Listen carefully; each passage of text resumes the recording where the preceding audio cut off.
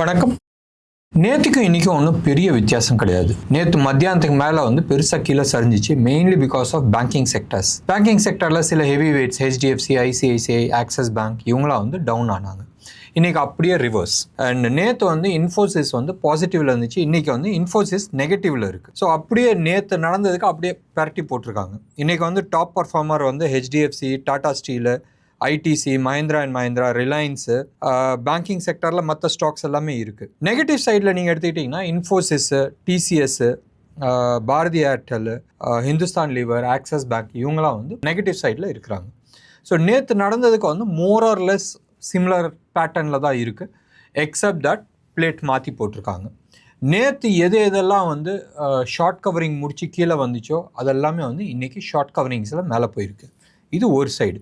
இன்னொன்று சைடு நம்ம எடுத்துக்கிட்டோன்னு சொன்னால் மெட்டல்ஸ் இன்றைக்கி டாப் பர்ஃபார்மர்ஸாக இருந்துச்சு. மெட்டல்ஸ் பர்ஃபார்ம் ஆகிறதுக்கு நிறைய காரணங்கள் உண்டு. மெயின் ரீசன் சார்ட் பேட்டர்ன்லேயே அது ஆல்மோஸ்ட் பாட்டம் ஃபார்மேஷன்ஸ் ஆயிடுச்சுன்ற மாதிரி சொல்லலாம். ஒவ்வொரு சார்ட்டுக்குமே நியூஸு நீங்கள் எல்லாருமே எதிர்பார்க்குறது என்ன நியூஸ்னால மேலே போச்சுன்றது. எங்களை பொறுத்த வரைக்கும் நாங்கள் சார்ட் பேட்டர்ன்ஸ் பார்ப்போம். அண்ட் சார்ட் பேட்டர்ன்ஸில் மோர் ஆர்லெஸ் ரிவர்சல் ஆகிட்டுருக்கு. ஹிண்டல்கோலாம் எடுத்துக்கிட்டோம், பியூட்டிஃபுல் அப்சைட் மூவ், அப்சைடுக்கான டார்கெட் இருக்குது. டாடா ஸ்டீல் ஆகட்டும், இதெல்லாமே ஆகட்டும். ஹிந்து காப்பர் பற்றி நேற்று ஒருத்தர் மெசேஜ் போட்டிருந்தார். இதில் நம்ம யூடியூப்லேயே போட்டிருந்தார். சார் உங்களை நம்பி தான் ஹிந்து காப்பர்லாம் வாங்கினோம், எவ்வளோ லாஸில் இருக்கிறோம் பாருங்கள். இன்னும் 2-3 ஸ்டாக்ஸ்லாம் போட்டிருந்தாங்க. மறுபடியும் நான் சொல்கிறேன், என்னது மோர் சார்ட்டை பொறுத்த வரைக்கும் ஷார்ட் டேர்ம் நான் பேசுகிறேன். அடுத்த ஒரு 15 days ஒரு 1 or month or 2 monthsக்கு நான் பேசுகிறேன்னு சொன்னால் ஆல்வேஸ் ஸ்டாப் லாஸ் நான் சொல்லுவேன். இல்லை பை பண்ணுங்கன்னு சொன்னால் more of a long term தான் நம்ம பேசுவோம். ஹிந்து காப்பரை பொறுத்த வரைக்கும் ஒரு உச்சத்துக்கு போயிட்டு புல் பேக் வந்திருக்கு. உங்களுக்கு நான் சார்ட் இன்னைக்கு காட்டல. நீங்கள் வேணும்னு சொன்னால் ஒரு எக்ஸாம்பிளுக்கு நீங்கள் எடுத்துக்கலாம்.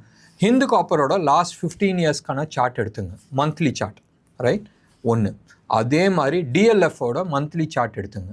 டிஎல்எஃப்ல சம்வேர் அரௌண்ட் February 2023 எந்த பொசிஷனில் இருந்துச்சோ அதே பொசிஷனில் தான் ஹிந்து காப்பர் இப்போ இருக்குது. பேட்டர்னுக்கு நான் சொல்கிறேன், ரைட்? அண்ட் டிஎல்எஃப் February 2023 இருந்து ரீசெண்டாக ஒரு 6 மாதத்துக்கு முன்னாடி, 6 மாதம் வேணால் 4-5 மாதத்துக்கு முன்னாடி என்ன ஹை போச்சுன்றது நீங்கள் பாருங்கள். அதே பேட்டர்ன் தான் ஹிந்து காப்பரும் வரதுக்கு பாசிபிலிட்டிஸ் இருக்குது. பாயிண்ட் 1. அண்ட் டிஎல்எஃப் ஒரு உச்சத்துக்கு போயிட்டு மறுபடியும் ஒரு கரெக்ஷன் அடுத்த லெவலுக்கு போகுது. அண்ட் டெஃபினெட்லி ஹிந்து காப்பர் எல்லாமே இப்போதைக்கு ஒரு நல்ல பொட்டென்ஷியலில் இருக்குது. சரி, இது சார்ட்டு. ரீசன் நீங்கள் கேட்பீங்களா, ஏன் மெட்டல் செக்டர்ஸ் எல்லாமே இன்றைக்கி தூக்குச்சுன்னு சொன்னால், China they are the major producers of metals. அவங்க தான் ப்ராசஸிங் பண்ணுறாங்க ஹெவி மெட்டல்ஸ் எல்லாமே. நிறைய மெட்டல்ஸ், காப்பர் ஆகட்டும், ஸ்டீல் ஆகட்டும், எல்லாமே. அவங்க அவங்களோட ப்ரொடக்ஷனை கட் டவுன் பண்ணுறாங்க. ரெசெஷன் வருது ஒன்று. ரெண்டாவது ப்ரைஸ் நிறைய ட்ராப் ஆகிடுச்சு. So they are cutting down their production. சைனாவுக்கு அகெயின்ஸ்டாக யூஎஸ் டேரிஃப்ஸ் போட்டிருக்காங்க. ஸோ கட் டவுன் பண்ணும் போதும் என்ன ஆகும்னு சொன்னால், இந்தியாவில் இருக்கிற கம்பெனிஸ்க்கு எல்லாத்துக்குமே அட்வான்டேஜ் ஆகும். சப்ளை கம்மியாகும் போதும் ப்ரைஸ் இன்க்ரீஸ் ஆகும். மெட்டலோட ப்ரைஸ் இன்க்ரீஸ் ஆகுதுன்னு சொன்னால் அதை விற்கிற கம்பெனிக்கும் ஆதாயம். So this was one of the reasons for மார்க்கெட்டில் ரேலி. பட் சார்ட் பேட்டர்ன் பிரகாரம் அது ரிவர்ஸ் ஆகிறதுக்கான டைம் ஆகிருந்துச்சு. ஃபார்மா செக்டர்ஸ் யூஎஸில் இம்மீடியட்டாக டேரிஃப்ஸ் போகிறதுக்கான சான்சஸ் கம்மியாக இருக்குது. பெருசாக எஃபெக்ட் இருக்காதுன்ற மாதிரி ஒரு ஃபீல் இருக்குது. ப்ராபப்ளி, மறுபடியும் நான் யூஸ் பண்ணுற வேர்ட் ஞாபகம் வச்சுங்க, ப்ராபப்ளி இந்தியா எஸ்கலேட் பண்ணல. மறுபடியும் இந்தியா அமெரிக்காவுக்கு நேரடியாக அவங்களுக்கு அவங்க அம்புற ப்ராடக்ட்ஸ்க்கு நம்ம டேரிஃப்ஸ் இன்க்ரீஸ் பண்ணல. இந்தியாவுக்கு அகெயின்ஸ்டாக தான் யூஎஸ் இன்க்ரீஸ் பண்ணியிருக்கு. அண்ட் இந்தியா எந்த விதமான பதில் பேச்சு பேசாத அடுத்த நடவடிக்கை எடுத்திருக்கிறாங்க. செம்ம காண்டில் இருப்பார் ட்ரம்ப்பு. ஏன்னு சொன்னால், they didn't expect that India will gel so well with China and Russia. And மற்ற நாடுகளும் டைரெக்டாக இன்டைரக்டாக இந்தியாவுக்கு சப்போர்ட் பண்ணிகிட்ருக்காங்க. ஏன்னு சொன்னால், யாராச்சும் ஒருத்தர் இது மாதிரி ஆடும் போதும், அதிகாரத்தில் ஆடும் போதும் யாராச்சும் ஒருத்தர் அவங்களுக்கு வச்சு ஆகணும். ஸோ அந்த வைக்கிறது இந்தியா பண்ணியிருக்கு. 2021-22 சைனாவுக்கு India debt. And right now we are doing it with America. And இப்பயும் நம்ம யாரோட சைட்லேயுமே இல்லை. நம்ம ரஷ்யா சைடுக்கும் போகல, அமெரிக்கா சைடுக்கும் போல் நம்ம வியாபாரத்தை பார்த்துட்ருக்கோம். ஸோ டெஃபினட்டாக அமெரிக்கா வந்து ஃபர்ஸ்ட் பிளிங்க் ஆகிறதுக்கான சான்சஸ் இருக்குது. ஏன்னு சொன்னால் இந்தியா நடவடிக்கை எடுத்த மாதிரியே மற்ற நாடுகளும் எடுத்தால் என்ன ஆகும் கேள்விக்குறி. யூஎஸ்க்கு வந்து மார்ச் 2026 வந்து $9 trillion வந்து ரீஃபைனான்ஸ் பண்ணியே ஆகணும். அண்ட் அப்படி பண்ணுற பட்சத்தில் மார்க்கெட்டில் வந்து they have to flood the market with debts. Debt சர்டிஃபிகேட்டை வந்து அவங்க வந்து டெய்லி வந்து கடன் பத்திரத்தை வந்து விற்றாகணும். வாங்கிறதுக்கு ஆள் கிடையாதுன்னு சொன்னால் இந்த சைடு வந்து ஃபெட்டு போடும் டெட் பத்திரத்தை, இந்த சைடு கவர்மெண்ட் வாங்கும். கவர்மெண்ட் வாங்குறது எப்படி வாங்குவாங்க? நோட் அச்சடிப்பாங்க. ஸோ டாலர் அச்சடிக்க இன்ஃப்ளேஷன்ஸ் இன்க்ரீஸ் ஆகும். ஒன்று. ரெண்டாவது, டாலரோட வேல்யூ குறையும். ஆல்ரெடி சென்ட்ரல் பேங்க் நம்ம நிறைய இதை பற்றி நம்ம பேசியிருக்கிறோம். சென்ட்ரல் பேங்க்ஸ் நிறையா அவங்கள்ட்ட ஏற்கனவே இருக்கிற கடன் பத்திரத்தை வந்து மார்க்கெட்டில் இறக்கி விட்டுட்ருக்காங்க. இவங்க வேறு ஃப்ரெஷ்ஷாக எடுத்துகிட்டு வராங்க. மார்க்கெட்டில் வந்து over supply of debts, especially American debts வரும்போதும் பிரச்சனை ஆகும். ரெண்டாவது, நம்ம ஷார்ட்ஸ் நேற்று போட்டிருந்த ஷார்ட்ஸ்லேயே நம்ம வந்து சொல்லியிருந்தோம், இந்த கடன் பத்திரத்தை வாங்கிறதுக்கு ஆள் இல்லாததுக்கு 2 ரீசன். ஒன்று, வட்டி கம்மியாக இருக்குது. ரெண்டாவது, இதோட பெட்டர் ரிட்டர்ன் ஸ்டாக் மார்க்கெட்லேயும் கிரிப்டோ கரன்சிலையும் கிடைக்கிது. ஸோ மார்க்கெட்டில் மக்கள் வந்து அங்கே தான் போவாங்க. வேறு வழி இல்லாத இவங்க இன்ட்ரெஸ்ட் ரேட் இன்க்ரீஸ் பண்ணியே ஆகணும். அப்போ வட்டி ஜாஸ்தி கொடுத்தால் இவங்களோட பத்திரத்தை வந்து வாங்கிறதுக்கு மேபி ரெடியாக இருக்கிறதுக்கு சான்சஸ் இருக்குது.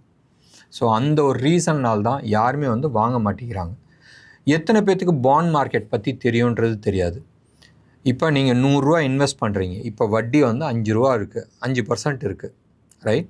இந்த 5%ன்றது 6% ஆச்சுனால் உங்களோட கேபிட்டல் ஆட்டோமேட்டிக்காக 95 ரூபீஸ்க்கு வந்துடும்.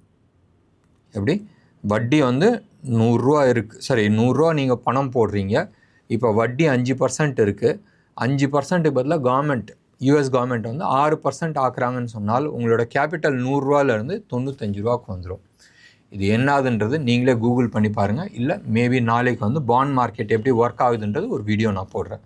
ஸோ இந்த கேபிட்டல் லாஸ் ஆகும் நினச்சிட்டு நிறைய பேர் இப்போதைக்கு இன்வெஸ்ட் பண்ணாத இருக்கிறாங்க. Major buyer of US bond was China and Japan. 2 பேருமே வந்து டம்ப் பண்ணிட்டு வராங்க. லாஸ்ட் ஒரு 1.5 இயர்ஸாகவே வந்து இந்த ப்ராடக்ட்ஸ், அதாவது யூஎஸ் பாண்டை வந்து செல் பண்ணிகிட்டே வராங்க. சைனா கோல்டு வாங்குது, ஜப்பான்காரங்க வந்து அவங்களோட என்ஸை வந்து வாங்கிட்டு போயிட்டுருக்காங்க. இப்போதைக்கு வாங்கக்கூடிய ஒரே பார்ட்டி பிரிட்டன். அண்ட் பிரிட்டன் எவ்வளோ தான் வாங்கும், ரைட்? அதுக்கும் லிமிட்டேஷன்ஸ் இருக்குது. ஸோ அந்த லிமிட்டேஷன்ஸ் இருக்கட்டுமே. ஸோ எனிவே சிச்சுவேஷன் நம்ம சொல்லியாச்சு. உளுந்தே ஆகணும், வேறு வழி கிடையாது. அண்ட் எப்போ உழுவுன்னு தான் நம்ம வெயிட் பண்ணிகிட்ருக்கோம். இப்போதைக்கு பார்ட்டி நடந்துகிட்ருக்கு. பார்ட்டி நடக்கிற வரைக்கும் ஜாலியாக இருங்க. நேற்று யூஎஸ் டவ் ஜோன்ஸ் வந்து 250 பாயிண்ட்ஸ் டவுனில் இருந்துச்சு. And right now more of ஃப்ளாட்டிஷில் இருக்குது. ஒரு ஸ்டேஜில் வந்து ஆல்மோஸ்ட் -450 பாயிண்ட்ஸில் இருந்து க்ளோஸ் ஆகும்போது 250 பாயிண்ட்ஸ் மைனஸில் வந்து க்ளோஸ் ஆச்சு. கோல்டு தாறுமாறாக வந்து ஏறி இருக்குது. நீங்கள் வந்து கோல்டு நீங்கள் எடுத்துக்கிட்டீங்கன்னு சொன்னால் நேற்றும் ஏறி இருந்துச்சு, இன்றைக்கும் ஆல்மோஸ்ட் ஒரு $29 வந்து ஏறி இருக்குது. 3618 ட்ரேட் ஆகிட்டுருக்கு. இது ஓடிசி மார்க்கெட்டில். அண்ட் இன்னமும் ஏறத்துக்கு சான்சஸ் இருக்குது. டாலர் இண்டெக்ஸ் கீழே விழுவும் போதும், டாலர் வந்து சந்தேகத்தில் இருக்கும் போதும் மோர் ஆஃப் கோல்டு பையிங் வரதுக்கான சான்சஸ் இருக்குது. இது ஆச்சுன்னு சொன்னால் என்ன நடக்கும்? இந்தியாவில் கோல்டு விலை ஏறும். ஆல்மோஸ்ட் 11,000 டச் பண்ணுற லெவலில் இருக்குது, எட்டி பிடிக்கிற தூரத்தில் இருக்குது. 10,960 இது வந்து 24 கேரட் ஜிஎஸ்டியோட விற்கிற ரேட்டு. சில்வரை பொறுத்த வரைக்கும் ஆல்மோஸ்ட் 1,27,000 ருபீஸில் இருக்குது. ஒரு 200 ரூபா கம்மியாக இருக்குது கேஜிக்கு. இது 999 குவாலிட்டி ஜிஎஸ்டியோட சென்னையில் விற்கிற ஹோல்சேல் ரேட்டு. ரூபி அதே லெவலில் தான் இருக்குது, ஒன்றும் பெரிய மாற்றம் கிடையாது. 88 ரூபீஸ் 2 பைசாவில் இருக்குது. நேற்று 88.9 பைசாவில் இருந்துச்சு, இன்றைக்கி 2 பைசாவில் இருக்குது. எந்த விதமான மாற்றமும் கிடையாது. US bond market, 30 year bond market வந்து அந்த 5 டச் பண்ணாத வச்சுக்கிறாங்க. யூஎஸ் கவர்மெண்ட்டில் யாரோ ஒருத்தர் வந்து அது 5 கிட்ட போகும்போது பிடிச்சி இழுத்துட்டு வராங்க, 5 கிட்ட போகும்போது பிடிச்சி இழுத்துட்டு வராங்க. ஸோ எவ்வளோ நாள் தான் அது மேனேஜ் பண்ண போகிறாங்கன்றது தெரியாது. ஸோ ரொம்ப நாள் ஒரு ஜோனில் இருக்குன்னு சொன்னால் டெக்னிக்கல் அனாலிசிஸில் இருக்கிறவங்க எல்லாருக்குமே தெரியும், ஒரு பேண்டில் ஒரு நேரோ பேண்டில் வந்து ரொம்ப நாள் இருக்குதுன்னு சொன்னால் அந்த பேண்டை உடைக்கும் போதும் பிச்சுக்கிட்டு போகும். ஸோ பிச்சுக்கிட்டு மேற்பக்கம் போகுதா இல்லை கீழ்ப்பக்கம் வரப்போகுதான்றது காலம் பதில் சொல்லும்.